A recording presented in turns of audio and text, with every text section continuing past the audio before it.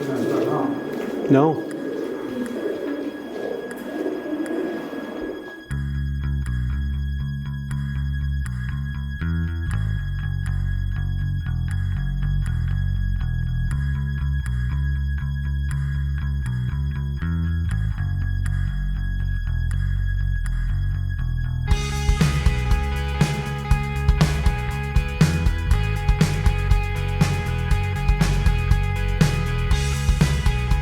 Hello, welcome back to another video. I'm just here by the River Irwell, on the edge of the River Irwell actually, and I'm going to tell you about this video that you're about to see. So this is what happened. Me and my friend Danny came here to this beautiful bridge here to take photos of it, and the Thirlmere aqueduct runs over that bridge. It's one of the longest tunnels or pipeways in Britain, I think, and it brings fresh water down from the Lake District down into Manchester to the reservoirs. An amazing feat of Victorian engineering at the time. Behind that bridge is the road bridge, but that bridge is quite beautiful. I'll show you the pipes on it in a minute.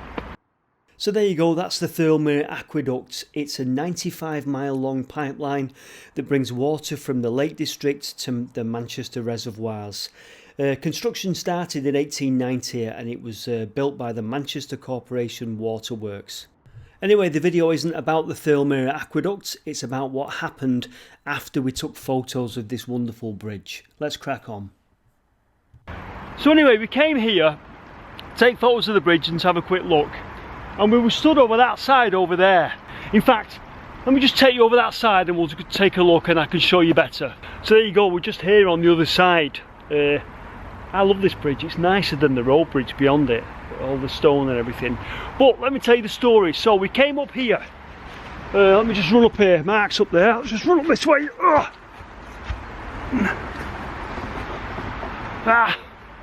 This way, this way, this way. So we were here, stood admiring the River Irwell here, just chatting and everything, taking photographs. That over there used to be Agecroft Power Station. So we go down here. You see the big brick building up there? That is sort of all that is left of it. You can just see it up there now. So we're here and the security guard comes sort of to the fence over there. It was actually that bit there. What are you doing? Just taking photos of the bridge, mate. You sure? Well, yeah, we're just taking photos of the bridge, mate. It's quite nice. Got my camera with me. Taking photos of the bridge, that's all we're doing. Right. I said, we are allowed to be here, aren't we? It's a public footpath. He goes, yeah, you're allowed to be here, but you're not trying to break in here, are you? No, I'm not trying to break in, mate. I know what it is. I know it used to be Agecroft Power Station. I've seen pictures of it, but not trying to break in. So at this point, I'm getting a bit, you know, back off, mate. Just leave us alone, you know. And he stood at that fence there, beyond there.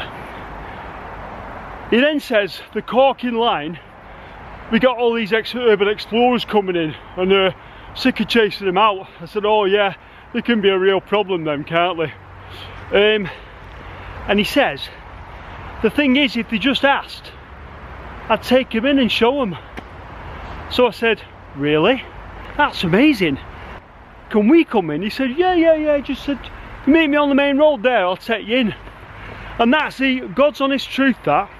So we came here to take pictures of the bridge, and the security guard ended up taking us in there.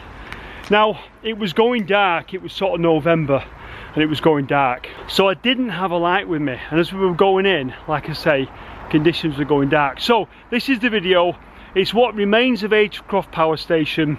Some of the buildings were not very interesting. There was one particular building that was interesting, but it was dark in there. So short video, this is the remains of Agecroft. Let's go. So our little tour started at what looked like some old office buildings from the power station that have since been used for offices for other companies. Must admit, these buildings didn't interest me that much. We did go inside, not a lot going on, and like I say, I really wanted to get into the actual functional parts of what was the power station, of what was left of the power station. But I'll just give you a quick look at what we saw. As you can see, been an office for some firm in the past, and a lot of it's been stripped out now before demolition. Lights failing, as you can see. All we've got is a dodgy torch. But we went into another room and I found up on top of a cupboard with these boards. Now look at those. Those are from some sort of exhibition, I think. Great information. So I'm going to use the information on the boards to talk about the power station. Now I actually got up on a sink unit, stood up there and took some photographs of them a bit closer up. So we can take a look at these boards a little bit better from the stills I took. And so here it is. This is a wonderful picture taken in 1983 by John Davis. I think he was commissioned to take this picture, and I think it's actually selling for a lot of money now. It is an amazing picture, and for people that lived in the Salford area, this place dominated the skyline, and lots of people will have memories of this place. Now, it was initially built in 1925, and because they were constantly upgrading it and adding to it and building extra bits, it ended up being almost 3 power stations. It was Agecroft A, Agecroft B and Agecroft C. The bits that we're going to look at, from what I understand, are the remains of Agecroft A, the oldest part, which seems to have survived for some reason. Eventually, due to changes in the national grid, it was shut down and it was demolished and in a big explosion in 1994. And I was around at the time, and I did have a video camera, but guess who missed it? This idiot. Anyway, let's go to some of these outbuildings that are a little bit more interesting.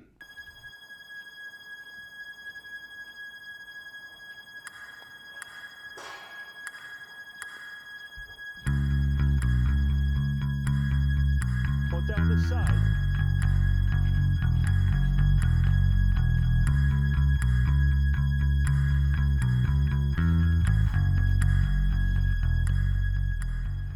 I really was hoping for a good find when I went into this building, but unfortunately it was just me and a pigeon flying round. But I don't know what this was, but things are starting to get a little bit more interesting. So yeah, nothing in this one. So another curious outbuilding, that's my mate Danny there, but we went inside this building here, and we don't know what it was. There was a water-filled pit. Now these are some metal grates over a water-filled pit. The water was standing, stagnant, stinking water. Now, I'm not doing a lot of talking to the camera here because this was all very unexpected. Remember, we didn't expect to get in this place. So I'm just filming and trying to work out what I'm looking at. I know there was some runoffs that took water from the cooling towers back to the River Irwell, but I'm not sure how that worked at all. We're going to take that stick now and we're going to just do a little bit of a depth check. Now, it's quite a long branch, that, and I think you can't touch the bottom with it. So if you came here at night without a light and stumbled in there, there's a certain death trap waiting for you. But yeah, horrible stinking stagnant water, and there's no way I'm going down there with my waders on. This was the room, so your guess is as good as mine as to what that was.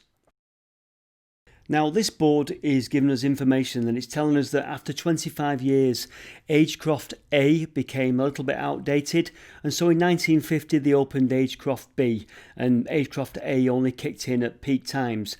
Bit of information there about Agecroft having one of the tallest chimneys in Europe at the time.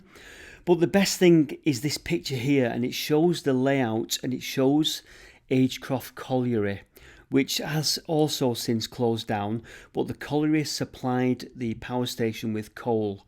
Now, for the train enthusiast amongst you, let's just take a look at this picture. Now, apparently there was 3 of these standard outside cylinder locomotives ordered by the Salford Corporation Electricity Department for use at the Agecroft Power Station, where they shunted coal wagons from the power station over to the coal tipplers, where presumably it was burned in the furnaces. This wonderful picture shows 2 of them at an open day in 1981, just before they became redundant and was sold on. Now eventually the power station passed into the hands of the CEGB, which is the Central Electricity Generating Board, and this picture again shows one of the locomotives in use. Now they were later replaced by that coal conveyor you see there in the background. But what became of these 3 locomotives? Well, apparently Agecroft 1 was bought by the Science and Industry Museum at Manchester, and I'm told that the latest is that it's hanging out in a yard at York somewhere. Agecroft 2 ended up at the Ribble Steam Railway in Preston. Now we might be going to visit there and we might get to see Agecroft 2. And Agecroft 3 is currently undergoing restoration at the Whitewell and Reepham Railway Station in Norfolk. Now that's as far as I know. I could be, that information might be a little bit out of date, but as far as I know, that's what's going on with them. So we could track them down, couldn't we, and go and have a look at those. Now for the technically minded amongst you, this is the, I presume this is the turbine hall at one of the power stations. Not sure if it's A, B or C. But this next picture is definitely Agecroft A because it's dated 1930 and it says Agecroft Power Station 20,000 kilowatt turbo alternator built by the Metropolitan Vickers Company. And this board talks about how Agecroft C finally opened in 1960 and it was a state-of-the-art, very modern, employing 2,200 people now on the site. Now just clock that beautiful control panel there, state-of-the-art engineering, because shortly we're going to see what became of that sort of equipment. Not that particular equipment, but what became of those control panels. Okay, so this is my photograph. I took that from inside one of the buildings. That big building you're looking at there, I wanted to get in there because apparently there's some interesting equipment there. This is the building from the outside, and then you can see on this clip here how dark it was getting now, and this is that big building. Now apparently the basement of that building is completely flooded. Again, part of Agecroft A, I don't know exactly what it did, but I wanted to get in there, but unfortunately we didn't get in that building. Right, I promise you I'm going to stop talking in a moment, but again, this is my photograph, and finally this is the building that we got in. We went up that fire escape there and we walked into what you're about to see, and it's basically what you've seen on the thumbnail for this video. Remember the nice clean control panel equipment? Well, I think this is some kind of transformer room, but here we go. No.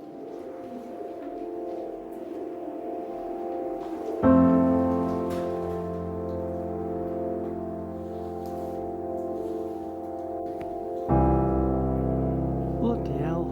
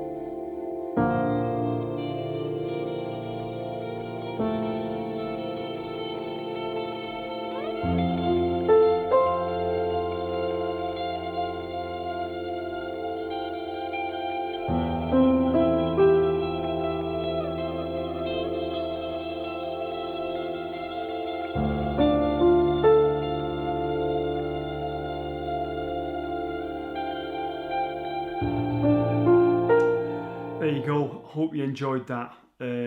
Totally unexpected explore. That's why it was poorly lit and I didn't do any presenting to the camera or anything. We were just being shown around the place. So I'd like to thank the security guard for taking us round.